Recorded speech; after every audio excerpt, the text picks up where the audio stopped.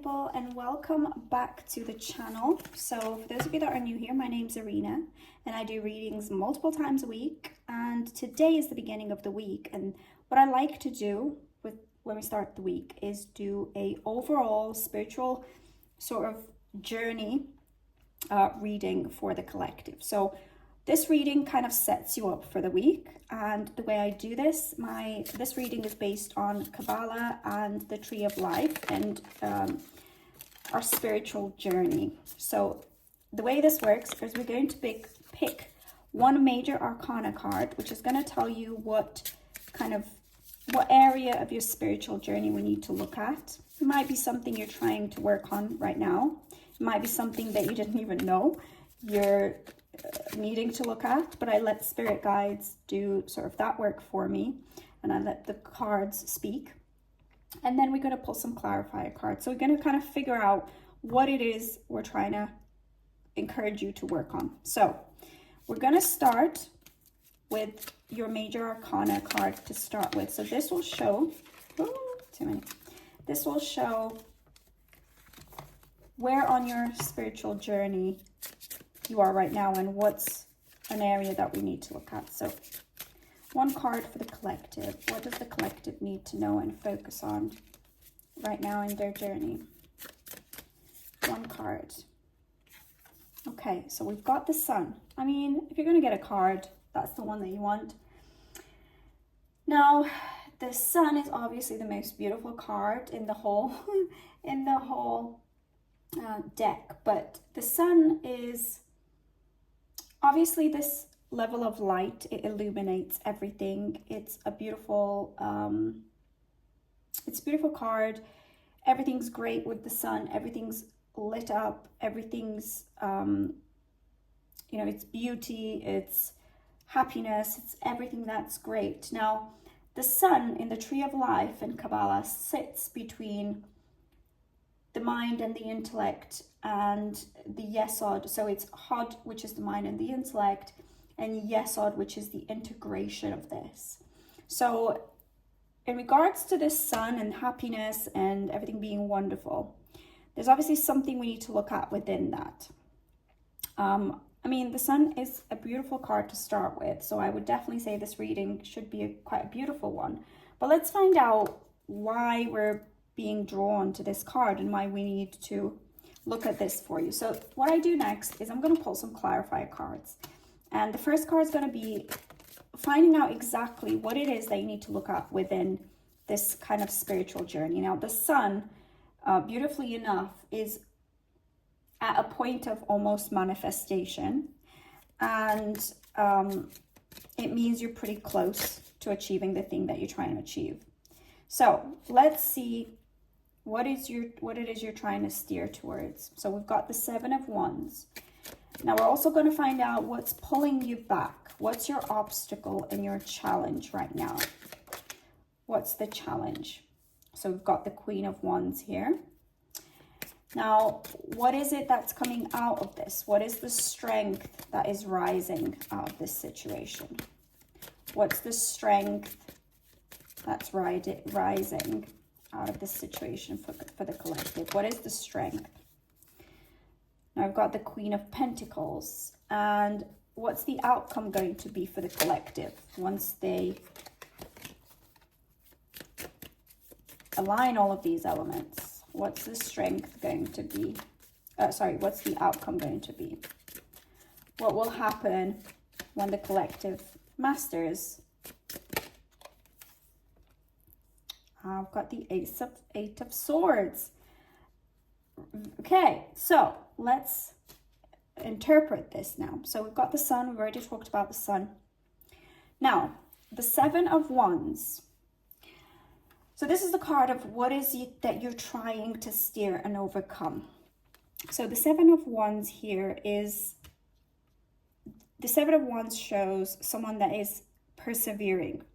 So pushing forward, no matter what's coming at them, they're still powering through, still working through, still fighting for their belief, for their mission, for their goal.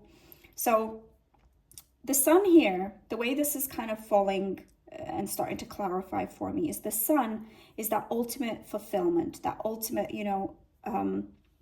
because we've got the wands here, and because I feel like there's wands and pentacles and swords, so there's a lot of material things, passion, ideas, creativity. I feel like this is more about whether it's a venture, a business venture, or, something financial, or something kind of not necessarily love, I would say. I don't feel like this reading is about like relationships or anything like that. I feel like it's more career focused, or maybe you're a creative, maybe you're an inventor, maybe you are someone that's starting your own business. Maybe it's something artistic, maybe it's something that you're going on your own, because wands are the energy of passion, of ideas, of creativity, and this card just shows that whatever idea, whatever it is that you're kind of working through, you want you want it to succeed, essentially. You want everything to work out. And this first card, which is, what is it that you're steering? It's, you may be at a point where you're struggling to persevere. Maybe things are not quite going to plan. Maybe you're struggling to push forward. So this is what, to me, this tells me that you're trying to push on. You're trying to overcome sort of all of these things being thrown at you, and this is the energy of someone that is not giving up. And I feel like you're at a point right now where you're like, do I give up or do I push through? Now we're going to continue to clarify, because obviously this is what you're trying to kind of decide on right now. What is it that's pulling you back right now? That the Queen of Wands here. So the Queen is a water element, and the wands are fire energy. So you've got water and fire here. Now, the Queen of Wands is very, she's got a lot of intuition. She knows what to do, and she's obviously got control of this wand. So there's a lot of symbolism here, but the cat here is kind of a intuitive and sort of spiritual element to the Queen. She's all-knowing. She's also got these red lions at the top, which signify success and achievement. So I would say right now, what's pulling you back is feeling like you're not really maybe capable, maybe you don't feel quite so confident, maybe you don't feel like you've got all the answers. But what the Queen of Wands tells you is that everything is within you. You have the potential here to be that Queen of Wands in your venture. Now, the Queen of Wands is obviously a queen, so she has integrated a lot of elements within herself. She's gained control over the wand, which is your fire, your passion, your excitement. And she's also got control over her intuition. She's got clarity of her feelings, her emotions, and she's got like control over that. And I would say right now, what you're trying to do is find this inner queen within yourself. Now, the next card is, what strength is rising? Now, because we've got the Queen of Wands here and then the Queen of Pentacles, I feel like perhaps what you're learning out of this experience is that you need to be a little bit more grounded right now. So when we say that, is perhaps the feeling I'm getting from this reading is perhaps you have run out of resources, and maybe you're wondering, how do I make this happen? How do I get more smart about my resources?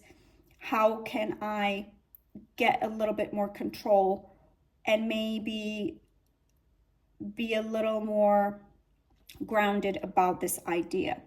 So the Pentacles are very grounded energy, are very like hardworking energy. And I feel like, perhaps what's happened here is you've got a lot of passion, you've got this idea, you've got this forward movement, and you're like all about it.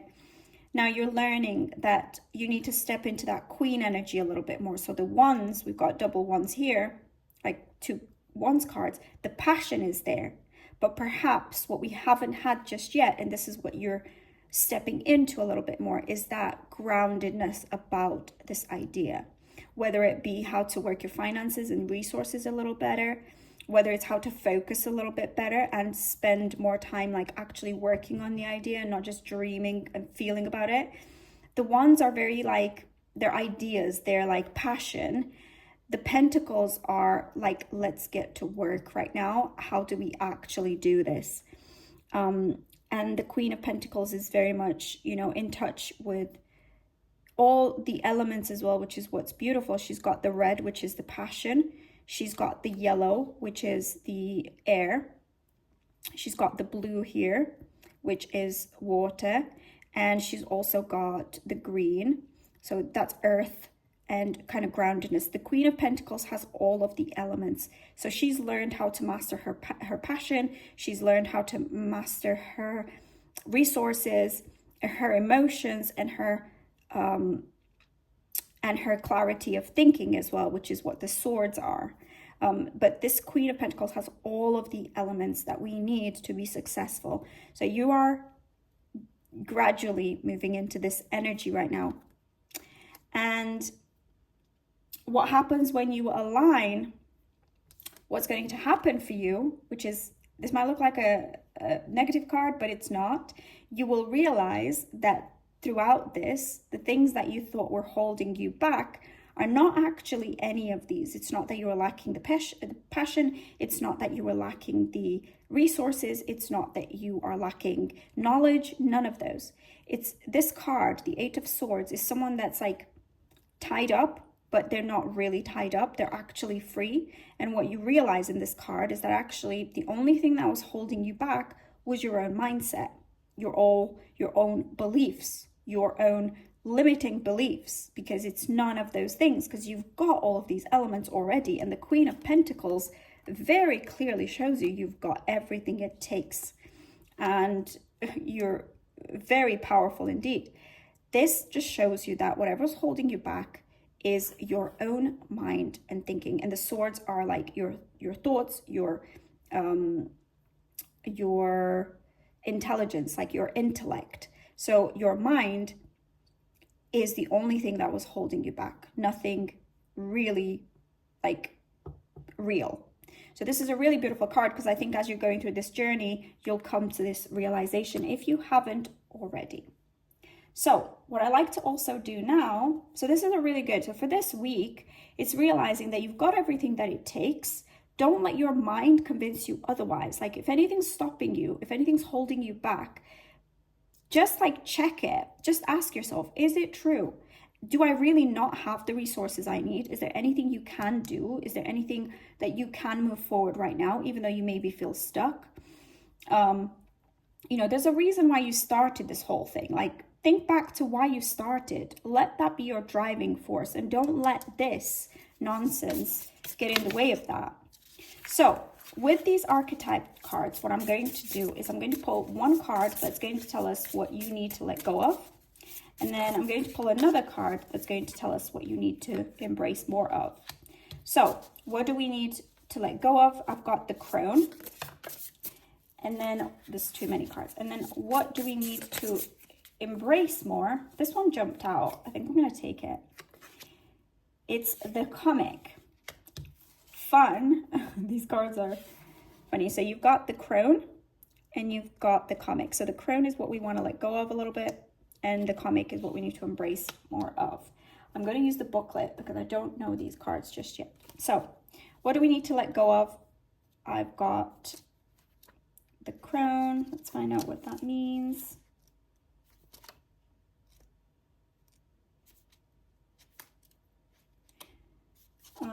Here we go. The Crone. The Crone has seen it all. Nothing frightens or surprises her. She is the final manifestation in the feminine trifecta of maiden, mother, crone. In her long life, she's witnessed endless cycles of death, sex, failure, rebirth, conflict, and regeneration, giving her the ability to rise above the world of duality. She laughs at notions of good or bad, right or wrong, as she has seen the earth churning, smoldering, taking life, and giving life. The crone energy accepts everything in, devouring beauty and suffering with the same mouth, using their energy to reveal hidden secrets and knowledge. Her energy resides in all of us, though it is feared by most for its power and unconventional relationship with death and the macabre, the somber stuff. Awakening the crone is dangerously rich and unapologetically magic. The witch, the old woman, the sage. The crone has a difficult time tolerating superficial, petty, day-to-day musings. She moves away from such relationships and seeks a deeper path, even if this means a more solitary life. And that's interesting. And also it says here, the crone is the master of letting go and residing in what is. She rejects nothing. The crone is often seen with the crown, smoke, night, the moon. I feel like what this is telling me as I'm reading through this description is that you may need to let go of this resistance. And it almost sounds like you've seen so much, you've got these beliefs about things that you may be getting a little bit, even the wording in this is a little bit dark. And perhaps, you've got into your head and got a little bit too deep about it all and maybe overthinking this whole process. Maybe, you've seen so much, you've been through all these tough things that maybe you're thinking, oh, can I even do this anymore? Is there any point anymore? I can't connect with what the real world is bringing. And it was saying here, where was it saying? She has a difficult time tolerating superficial, petty, day-to-day musings. So obviously when you get in the world of business, and I feel like this is what I've got to let out because I feel it's coming through me right now. When you're dealing with a business, when you're dealing with, the day-to-day of running things like this, it's miserable. As in, and I say it's miserable because, it's logistics. Is the day-to-day running a business. You have to show up every day, consistent action, all of that stuff. And this reading's telling me it's potentially a creative endeavor. Creative people really struggle with the mundane, day-to-day boring tasks and just logistics of running a business. The adult has to come out. And for an adult, they thrive on that creativity, on that childlike play, on the fun side to things. So maybe, you need to release this resistance to the day-to-day thing. And maybe it could even be get someone in to do that if you can. Get someone else to look after things for you so you can, stay in your creative energy. Or it could just be that you're resisting the day-to-day things, so it's making them more difficult. So how can you solve this problem, essentially, is what I'm saying to you. Could you get someone in to do this stuff? Or it may just be that you have to get more comfortable with the day-to-day things. And what do we need to embrace more of? It's the comic.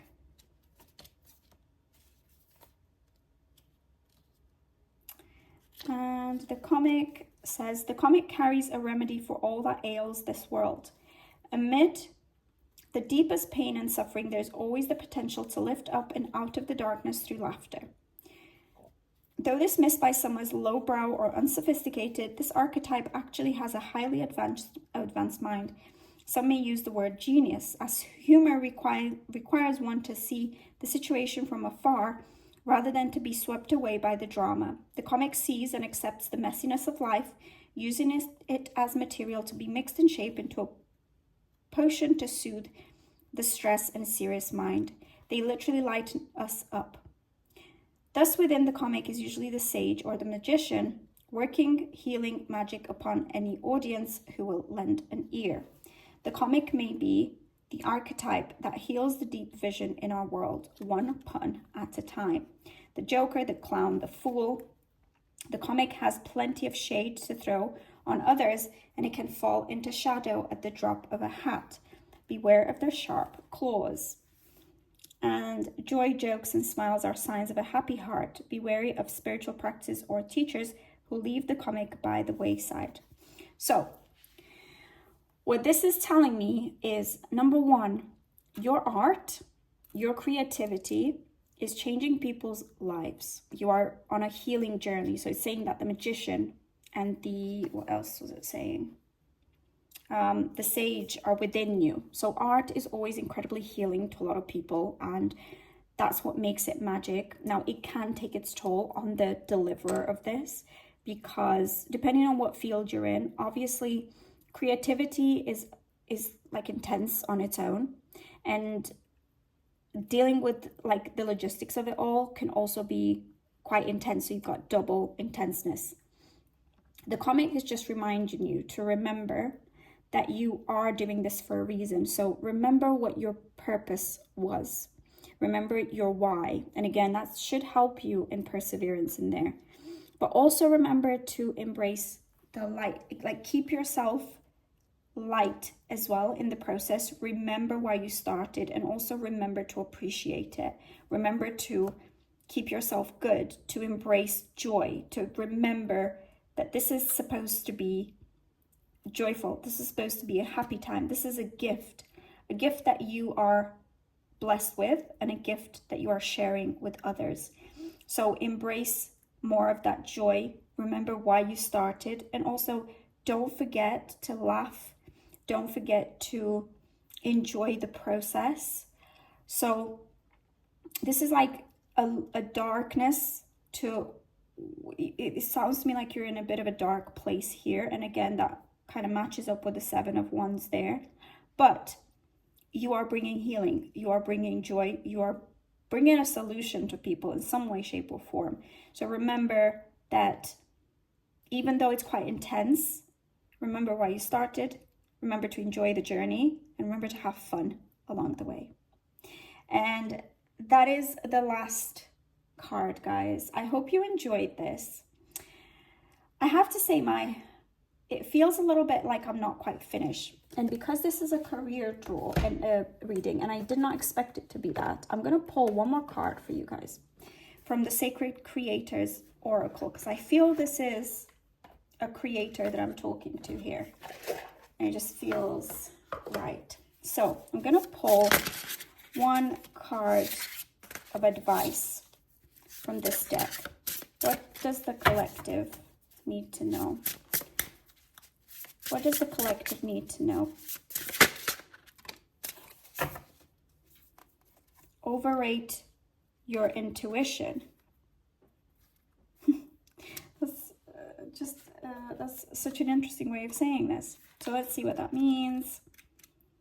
Overrate your intuition. Essential meaning: powerful intuition, an influx of feminine energy, perceiving the mysteries of the universe, the divine, intuitive dreams and prophetic signs, a newfound clarity. A need to listen to your intuition, self-care for your inner voice, insisting on getting the truth from others, being cautious of hidden agendas, ignoring your inner knowing. So, overrate your intuition every single time. This cheeky crystal ball is winking at you. It's saying you already know this answer. Quiet your mind and listen for the nudges of your soul. It is speaking to you, and it's time to pay attention to your gut reactions, hunches, and best guesses. When you tune into the language of metaphor and dreams, you'll notice the subtle signs that are continuously directing you. And your unconscious mind has some potent messages for you right now. If you run into an old friend or make a serendipitous connection with someone, it is meant to be noticed. If something feels untrue, it is meant to be noticed. There are no coincidences at the moment, and your intuition is a powerful tool that is becoming even stronger. Bask in the knowledge that whatever you do next will be exactly right for you, as long as you check in with your heart and decide what feels good and what feels off. If something feels right, you won't be disappointed by the experience it provides.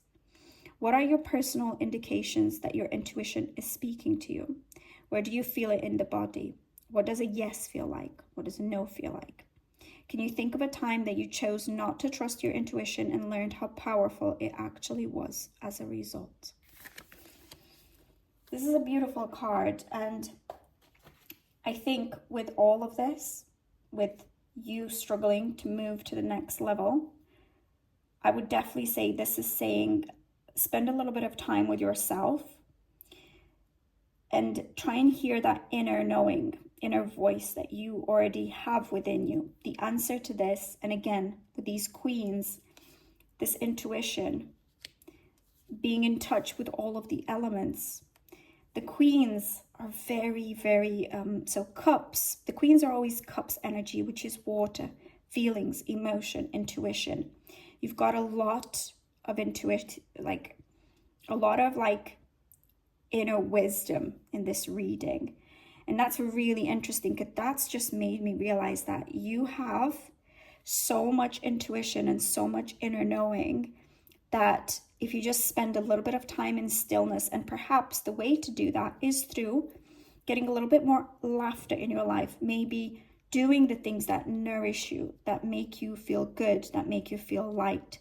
Examples: go for a nice walk in nature, go by a river, by a lake, I don't know, anything that you can think of. Go dance, go spend time with some friends, with some loved ones, anything that makes you feel more nourished and nurtured within yourself, like pampers, rituals, meditation, all of that stuff. It should help you access that inner intuition that you've already got. And I think that was the perfect ending to this reading. It's beautiful. I hope you enjoyed it, guys. I hope it's helped someone out there in kind of focusing on the next thing. So this is your reading for the week. These are things to be aware of, things to consider going forward. And yeah, good luck. Make sure you stay light, stay joyous. Remember why you started. And if you enjoyed this video, if you enjoyed this reading and it resonated with you, don't forget to like, share, subscribe, and leave a comment. And I'll see you in the next one. Bye, everyone.